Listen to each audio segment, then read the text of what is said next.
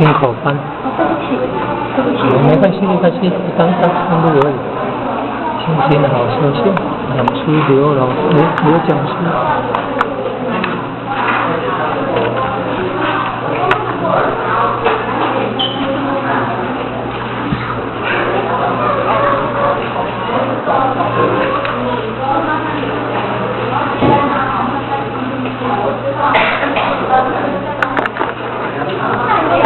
你不要再过去了，我在航那个轮换位置。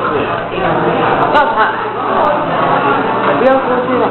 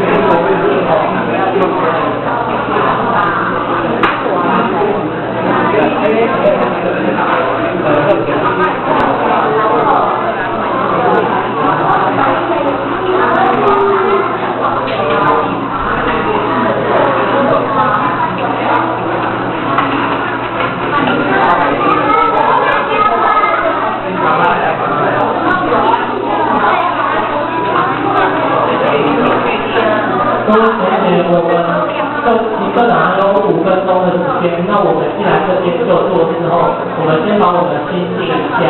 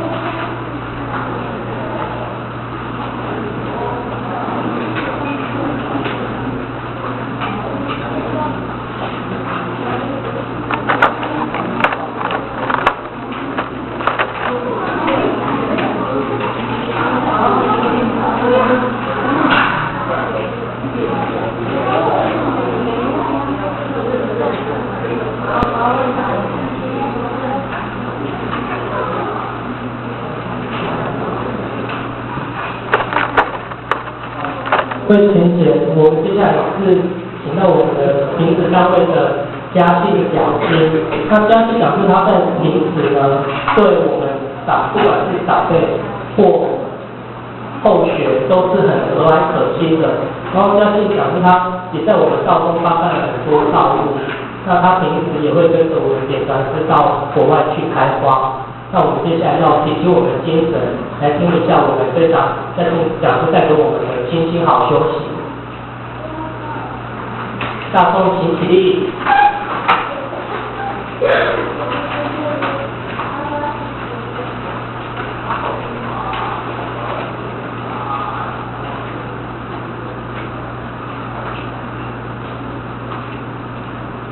请讲师慈悲剪刀一躬，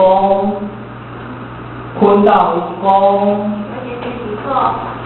讲师好。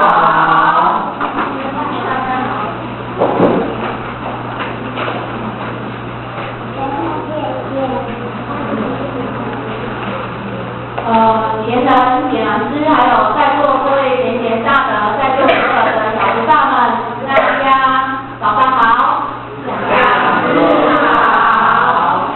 或许姓刘小名嘉信，他非常开心，非常荣幸，今天能够担受平恩师的来学习新口班的一个题目。那或许这个题目非常有趣哦，叫做各位贤友一起念掉吗？心好休息。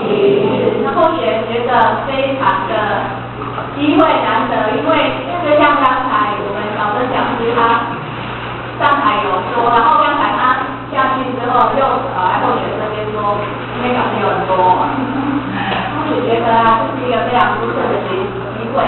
那么因为后学有一次跟我们这群法师去上海的时候呢，去拜访一位住在上海，就是说那个道厅他是在新加坡修道，好，那他非常的诚心，他觉得道这么好一定要回他的老家在上海嘛，他一定要回上海去住他的爸爸妈妈，然后大阿姨、二阿姨、小阿姨，一回还有很多的遗仗这样子。他就说当时女孩子想说，女孩子那个我们家人都求道了，可是他们都没有机会接触道场啊。他们都有机会听道理啊，所以请点传是慈悲可不可以？如果有机会到上海他们老家去的话，一定要多跟他这些他的爸爸妈妈，还有他这些阿姨上人多成全。然后也有一次呢，就有这样的一个机会到上海去，那他们都是住那个公寓，而且他们公寓都很小间不大间。好，他们就很热情的招待我们他们不吃素但是他们很热情的招待我们。煮了一桌子的素菜，我们都已经吃饱了。然后上海人很热情刚刚讲我把我们每一道菜都把它吃光光他觉得说你们一定没吃饱，所以才会把每一道菜都吃光。所以呢，这个礼敬点水的小姨丈就进去厨房里面又炒，又好几道菜又端出来，然后梁心跟后学完看到那个菜是真的很好吃，但是真的都吃不下。但是呢，道心的热情还是要把它吃下去只要把它吃光，他们就很开心。好，那中午大家休息一段时间之后，老师就跟后学说：“小弟，等一下，你上去讲一堂课。那其实你知道吗？后学不敢在头上冒3条线但是在心里面冒出3条线。为什么呢？因为在场的那个礼敬贤贤的爸爸妈妈还有阿姨平均年龄60岁以上。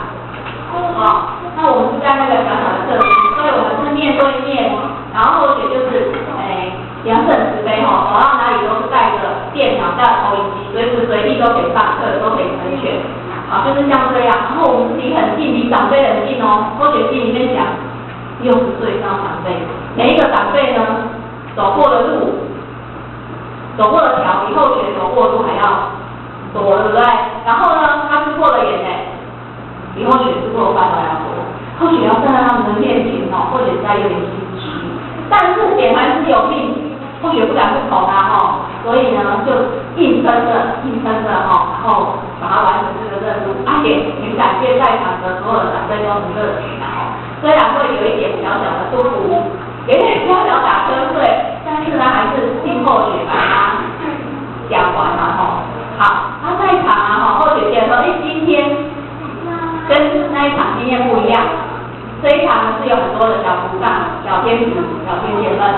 好，那这对后学来讲呢，就是一个新的学习的体验，对后学非常的感恩上面对。好，因为甜甜常常都会跟，也有时候就跟后学说，佳琪，你哪里找不到很多，所以今天的班要讲什么？台语。然后呢，如果有时候求到人是大学生，他们就说佳琪，你哪里听的您是要听国语的哦，你人家担保要讲国语。然后刚才甜甜跟后学说什么？所以你知道吗？今天小天使很多，然后呢，